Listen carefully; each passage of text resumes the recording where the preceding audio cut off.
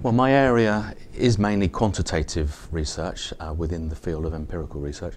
And I think for me it falls into three main areas as to why I'm particularly interested in. The first one is in the actual design, so the bit that you start right at the beginning of the whole process.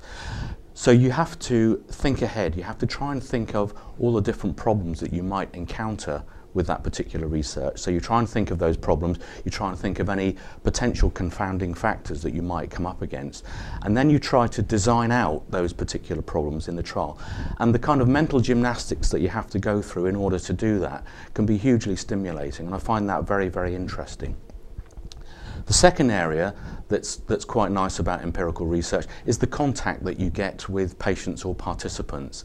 And that can also be a lot of fun because as practitioners, you know, we're used to dealing with patients and participants and so on. And so just that sort of human contact and the fun that you can have with treating patients can be very good and very interesting. And for me, really, the third area that I find most interesting about empirical research is when it comes time to do the analysis. Now, I know that might sound very dry and boring, but actually it's not, because basically when you start your analysis, you are the first person to see that data. There's nobody else who would have seen that data before. And so you're the very first person to be able to analyse that and get an answer to your own particular research project. So that's a first, and that can be hugely exciting when you start to get those answers out.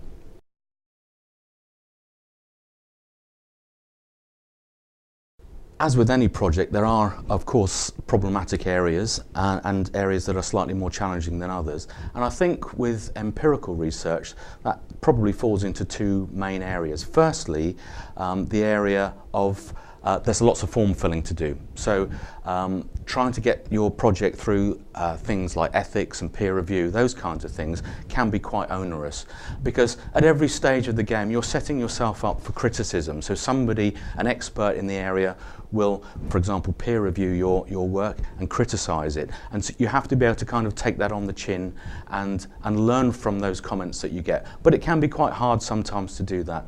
And the actual filling in of all the different forms and paperwork can also be slightly onerous.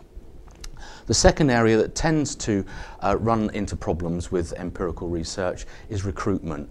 And very often recruitment starts off great and you get lots of patients coming in or participants coming in and you think, fantastic, I'll have this done in a couple of weeks. And then it starts to dry up. And so you then have to start to try and think of ways that you can get round that, ways that you can start to recruit more people into your study. So I think those are really the two main areas that tend to be slightly more onerous with empirical research.